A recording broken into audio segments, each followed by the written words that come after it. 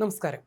കൈതപ്രത്തെ BJP പ്രാദേശിക നേതാവ് K Radhakrishnan കൊല്ലപ്പെട്ട കേസിൽ ഭാര്യയെ അറസ്റ്റ് ചെയ്തത് ഗൂഢാലോചന കുറ്റത്തിൽ.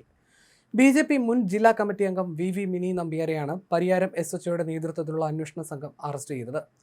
കൊലപാതക ഗൂഢാലോചനയിൽ മിനി നമ്പ്യാർക്ക് പങ്കുണ്ടെന്ന് കണ്ടെത്തിയതോടെയാണ് അറസ്റ്റ്. ചൊവ്വാഴ്ച ഉച്ചയോടെ ചോദ്യം ചെയ്യാനായി പരിയാരം പോലീസ് സ്റ്റേഷനിലേക്ക് വിളിച്ചു വരുത്തിയാണ് അറസ്റ്റ് രേഖപ്പെടുത്തിയത്.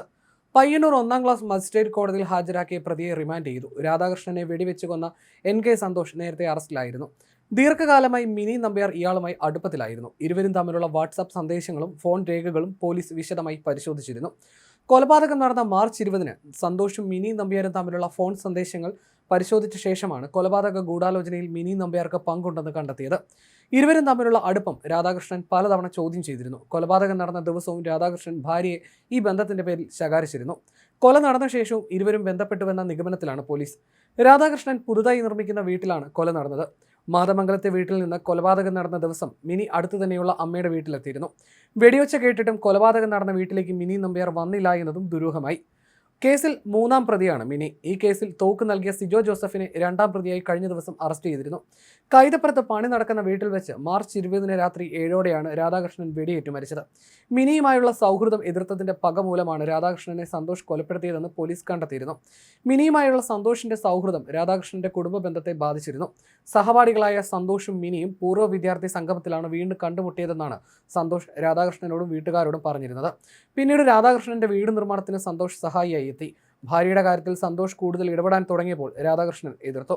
ഇതോടെ രാധാകൃഷ്ണനെ സന്തോഷ് ഭീഷണിപ്പെടുത്താൻ തുടങ്ങി. രാധാകൃഷ്ണൻ നേരത്തെ നൽകിയ പരാതിയെ തുടർന്ന് ഇവരെ പരിയാരം പോലീസ് സ്റ്റേഷനിൽ വിളിപ്പിച്ച് സംസാരിച്ചിരുന്നു. ഇതോടെ സന്തോഷിന്റെ ഭീഷണി കൂടിയെന്ന് രാധാകൃഷ്ണൻ പറഞ്ഞതായി നാട്ടുകാർ പറഞ്ഞു. കൊലപാതകം നടന്ന ദിവസം വൈകിട്ട് നിനക്ക് മാപ്പില്ല എന്ന് സന്തോഷ് സമൂഹമാധ്യമത്തിൽ കുറിച്ചിരുന്നു. സന്തോഷ് വീട്ടിൽ ഒളിച്ചിരുന്ന് വെടിവെച്ചുവെന്നാണ് പോലീസ് കണ്ടെത്തൽ. റിമാൻഡിലായ കേസിലെ 1-ാം പ്രതി സന്തോഷിനെ പോലീസ് കസ്റ്റഡിയിൽ വാങ്ങി ചോദ്യം ചെയ്തിരുന്നു. ഫോൺ വിളികൾ സംബന്ധിച്ച വിശദാംശങ്ങളുടെ അടിസ്ഥാനത്തിൽ പോലീസ് മിനി നമ്പ്യാരുടെ മൊഴിയെടുത്തു. 1-ാം പ്രതി സന്തോഷുമായി ഇവരുടെ അതിരുകടന്ന സൗഹൃദം സംബന്ധിച്ച വിവരങ്ങൾ വ്യക്തമായി പരിശോധിച്ച ശേഷം ചോദ്യം ചെയ്യുകയും ഇതിൽ നിന്ന് ലഭിച്ച തെളിവുകളുടെ അടിസ്ഥാനത്തിൽ രാധാകൃഷ്ണനെ കൊലപ്പെടുത്താൻ ഒത്താശ ചെയ്യുകയും ചെയ്തുവെന്ന കുറ്റത്തിന് മിനി നമ്പ്യാരെ അറസ്റ്റ് ചെയ്യുകയായിരുന്നു.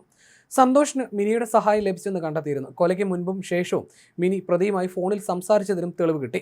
ഗുഡ്സ് ഓട്ടോറിക്ഷ ഡ്രൈവറായിരുന്ന രാധാകൃഷ്ണൻ ബി.ജെ.പിയുടെ പ്രാദേശിക നേതാവ് കൂടിയായിരുന്നു.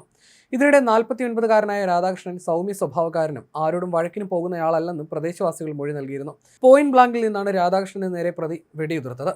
നെഞ്ചിലേറ്റ ഒരൊറ്റ വെടിയാണ് രാധാകൃഷ്ണന്റെ മരണത്തിന് കാരണം. മുഖാമുഖം നിന്ന് വെടിയുതിർക്കുകയായിരുന്നു. സംഭവ ദിവസം വൈകിട്ട് 6 മണിക്ക് ശേഷമാണ് ഇരുവരും നിർമ്മാണത്തിലിരുന്ന വീട്ടിലേക്ക് എത്തിയത്. ഇവിടെ വെച്ച് നടന്ന തർക്കത്തിനൊടുവിൽ രാധാകൃഷ്ണന് നേർക്ക് സന്തോഷ് നിറയൊഴിക്കുകയായിരുന്നു.